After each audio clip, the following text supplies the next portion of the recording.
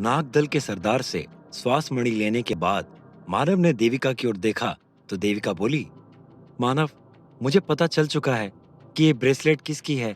और उसने अपने मोबाइल की स्क्रीन मानव की ओर मोड़ दी। मानव ने मोबाइल में एक लड़की का हाथ देखा तो बोला, हाँ, ये तो ब्रेसलेट है, लेकिन ये तो किसी लड़की का है। कौन है ये? मानव के इतना कहते ही देविका ने मोबाइल की स्क्रीन को जूम आउट किया और तस्वीर मानव के सामने कर दी। मानव चौंकते हुए बोला, ये तो चंचल है। प्रदीप ने स्क्रीन को देखते हुए पूछा, चंचल कौन है? मानव बोला, चंचल मेरे बड़े भैया राघव की गर्लफ्रेंड है। उसका कुछ दिन पहले एक्सीडेंट हो गया था। अभी वो अस्पताल में एडमिट है और कोमा में है। फिर मानव देविका की ओर देखते हुए बोला, लेकिन ये चंचल का ब्रेसलेट यहाँ पर कैसे आ सकता है? वो तो कोमा में है ना?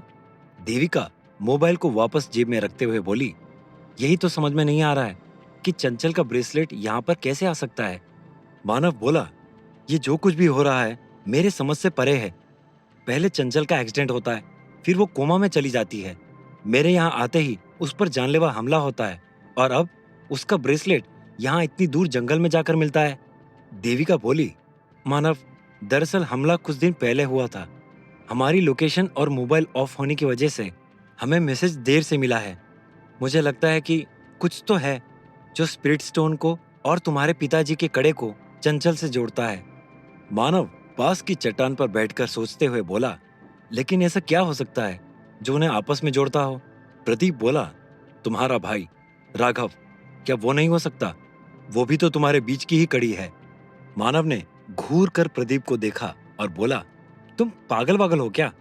राघव भैया वैसे ही कुछ दिन से गायब है। वो किसी पर गुस्सा हो सकते हैं, जान नहीं ले सकते। वो चंचल को मारने की कोशिश क्यों करेंगे? नागदल का सरदार, जो काफी देर से चुप था, मानव की बात सुनकर बोला, जान से मारने की कोशिश न सही, बचाने की कोशिश तो कर सकता है ना। इस स्पिरिट स्टोन में कई प्रकार की शक्ति मौजूद हैं और वरुणेश झील तो अपनी शक्ति और रहस्य के लिए ही मशहूर है। मानव ने सरदार की बात सुनी तो देविका और भीमा की तरफ देखते हुए बोला, आप लोगों को क्या लगता है, हमें वापस हॉस्पिटल जाना चाहिए या आगे बढ़कर वरुणेश झील की तरफ जाना चाहिए? भीमा बिना एक पल गंवाए बोले, अगर तुम वापस गए तो फिर शायद इस आदमी को कभी ना पकड़ पाओ। वरुणेश झील की तरफ जाना खतरे से खाली नहीं है, लेकिन अब तुम्हारे पास श्वास मणि है और कवच की शक्ति है, तो तुम जा सकते हो, क्योंकि जो आदमी तुमसे पहले गया है उसके पास तो ये भी नहीं है। मानव ने भीमा की बात को गौर से सुना और सरदार की ओर देखते हुए बोला, लेकिन आपने बताया नहीं कि मेरी माँ का स्पिरिट स्टोन वरुणेश झील में कैसे पहुंचा? सरदार थोड़ा असमंजस की स्थिति में आ गए और भीमा की ओर देखते हुए बोले, ये तो तुमको पता ही चल चुका होगा कि तुम्हारी माँ के पास अद्भुत ताकत, बुद्धि और क्षमता थी। वो अकेले अपनी सहयोगी के साथ मिलकर तुमको पांचजन्य जंगल से इस पार लाई थी और तुम्हारी जान बचाई थी। मानव विष्णु मंदिर में अपनी माँ की कब्र को याद करते हुए उदास हो गया और दबी हुई आवाज में बोला, हाँ, मुझे अपनी माँ के बारे में थोड़ा बहुत पता है, लेकिन ज्यादा नहीं पता है। सरदार आगे बोला, जब तुम्हारी माँ घायल होकर अकेली हो गई थी और कहीं किसी जगह पर छिपकर स्वास्थ्य लाभ ले रही थी, तभी उस पर किसी ने हमला कर दिया था। भयानक युद्ध हुआ। तुम्हारी माँ एकदम मरने के कगार पर पहुंच गई थी, लेकिन उसने हार नहीं मानी। वो अंत तक तो नहीं टिक सकी, लेकिन जिस आदमी ने उनसे स्पिरिट स्टोन छीना था, उसके पीछे किसी जीव ने हमला कर दिया था। वो आदमी स्पिरिट स्टोन लेकर भाग तो गया, लेकिन उसे डर था कि गरुड़ दल का कोई ना कोई सदस्य उसके पीछे आएगा, इसलिए वो यहाँ नहीं आया। मानव बीच में ही बोला, यहाँ आने की बजाय वो आदमी वरुणेश नगर चला गया और तभी आकाश से कोई पिंड गिरा और नगर तबाह हो गया और वो आदमी भी उसी में मारा गया। सरदार बोला, हाँ, ऐसा ही कुछ हुआ था। ये बातें पुरानी हैं, कहने सुनने में इतना ही आता है। अब इसमें कितनी सच्चाई है और कितनी कल्पना, कहना आसान नहीं है। मानव ने भीमा की ओर देखा और बोला, दादा, इस बात में कितनी सच्चाई है? क्या यह बात सच है कि मेरी माँ का स्पिरिट स्टोन उस झील में ही कहीं है? भीमा दंड पर अपना सर टिकाते हुए यादों में जैसे कुछ ढूंढते हुए बोले, रानी साहिबा थी तो बहुत बहादुर, और ये भी सच है कि उन पर जानलेवा हमला हुआ था, लेकिन वो आदमी कौन था, कहां से आया था और कहां गया, हम में से ये किसी को नहीं पता था। ये बात कि वो आदमी वरुणेश नगर में जाकर छिप गया था, ये बात भी मुझे अभी ही पता चली है। सरदार मानव के पास आते हुए बोला, चलो मैं तुम्हारी मुश्किल थोड़ी और आसान कर देता हूँ। क्या तुमने अपनी माँ की कब्र देखी है?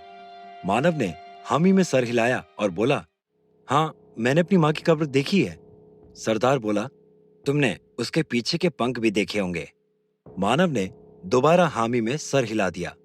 सरदार आगे बोले, हमारे नागदल में एक ऐसी बात चलती है कि किसी भी ऐसी महिला से मत उलझना जिसके पंख हो, वरना उसके साथी नरक में भी ढूंढ के मारते हैं। तुम्हारी माँ का एक साथी था, गरुड़। जब से तुम्हारी माँ की मृत्यु हुई है, उसे किसी ने नहीं देखा है। देविका और प्रदीप चुपचाप सारी बातें सुनते जा रहे थे। अचानक देविका बोली, मुझे एक बात समझ में नहीं आ रही कि ये आप ही थे जो कुछ देर पहले तक हम लोगों को जान से मारने पर तुले हुए थे, और अब आपका ये एक रूप है जो इस हद तक हमारी मदद करने के लिए तैयार है। ये सिर्फ इस वजह से तो नहीं हो सकता है कि मानव ने आपके बेटे की जान बचाई है। आपकी मदद के पीछे असली वजह क्या है? सरदार ने देविका की बात सुनी तो उनके चेहरे पर तीखापन फैल गया, लेकिन वो संयम बटोरते हुए बोले, हाँ, तुम जो कह रही हो वो कुछ हद तक ठीक है, लेकिन वो मेरा निहित स्वार्थ है, उसमें तुम लोगों का कोई नुकसान नहीं है। ये बात सच है कि मैं मानव की मदद इसलिए कर रहा हूँ क्योंकि इसने मेरे बेटे की जान बचाई, लेकिन मैं ये चाहता हूँ कि ये जीत जाए, क्योंकि मैं अब अपने घर वापस जाना चाहता हूँ। देविका बोली, मानव के जीतने से आपके घर जाने का रास्ता कैसे बनेगा? आप तो नागदल से हैं, आप तो कभी भी जा सकते हैं ना? सरदार बोले, हाँ, जा तो सकते हैं, लेकिन उस मौत के घर में कौन जाए? हम में से बहुत ऐसे हैं जो जंग नहीं, शांति चाहते हैं, अमन से जीना चाहते हैं, जो वहां होने से रहा। मुझे पता है, अगर मानव सफल होता है तो उसके नेतृत्व में सब एक हो जाएंगे, लड़ाई बंद हो जाएगी और हम घर जा सकेंगे। हम भी चाहते हैं कि हमारे बेटे अपने आंगन में बड़े हों, किसी और के चौखट पर नहीं। मानव ने सरदार की बात सुनी तो उसके मन का रहा सहा शक भी खत्म हो गया। वो सरदार के पास आया और बोला, जरूर एक दिन आएगा जब हम सब अपने घर जा सकेंगे। मैं खुद यहाँ दूसरों के घर में पल रहा हूँ, ना अपना आंगन देखा, ना परिवार। मैं आपसे वादा करता हूँ, दूसरा मानव नहीं पैदा होने दूंगा जिसे अपना घर द्वार लड़ाई की वजह से छोड़ के आना पड़े। प्रदीप काफी देर से चुपचाप सबकी बातें सुन रहा था। जब मानव बोल चुका था तो प्रदीप सरदार से बोला, एक बात और है जो मुझे अब तक समझ में नहीं आ रही है। सरदार ने अपनी भौहें उठाई और बोला, कौन सी बात है जो तुमको समझ में नहीं आ रही है? प्रदीप सरदार के पास आया और मानव के हाथ के कड़े की ओर इशारा करते हुए बोला, अगर ये जानने के बाद कि मानव के पास स्पिरिट स्टोन है, आप उसे जान से मारने की कोशिश कर सकते हैं, तो जब आप लोगों को पता था कि मानव की माँ का स्पिरिट स्टोन वरुणेश झील में कहीं है, तो आप लोग उसे निकालने क्यों नहीं गए, जबकि आप लोगों के पास तो श्वास मणि भी थी? सरदार ने ध्यान से प्रदीप की ओर देखा और कुछ देर के लिए ऐसे खो गया जैसे कहीं दूर कुछ देख रहा हो। सरदार ने एक लंबी सांस भरी और प्रदीप की ओर देखकर बोला, मैंने पहले ही कहा था कि लालच आदमी को अंधा कर देती है।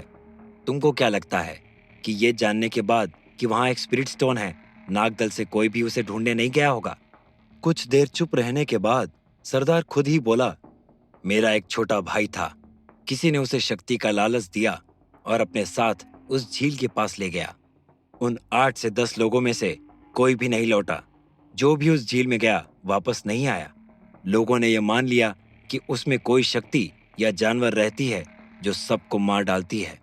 सरदार की बात सुनकर भीमा बोले, वहां खतरा ज्यादा है, लेकिन मानव के पास कवच है, इसलिए संभावना है कि मानव अंदर जाकर स्पिरिट स्टोन को ढूंढ सके और उन 2 लोगों को पकड़ सके जिनके पास कड़े के टुकड़े हैं। देविका चिंतित होते हुए बोली, लेकिन ये तो आंख मूंदकर कुएं में कूदने जैसा हुआ।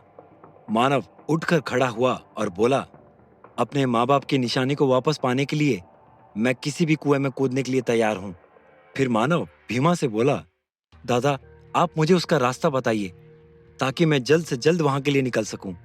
भीमा अजीब नजरों से मानव को देखते हुए बोले, तुम ऐसे क्यों बात कर रहे हो? क्या तुम वहां अकेले जाना चाहते हो? मानव भीमा के कंधे पर हाथ रखते हुए बोला, दादा, आपकी जरूरत यहाँ पर वारिस जी के पास है। यहाँ पर आपकी ध्यान साधना चल रही है। आप हमारे साथ आकर क्या करेंगे? बस हमें आशीर्वाद दीजिए और ईश्वर से प्रार्थना कीजिए कि मैं सही सलामत वापस लौट सकूं। भीमा उदास होते हुए बोले, ऐसा ना करो बेटा, मैं तुमको अकेले नहीं जाने दे सकता हूं। अगर तुमको कुछ हो गया तो मरने के बाद तुम्हारे माँ बाप को मैं क्या मुंह दिखाऊंगा?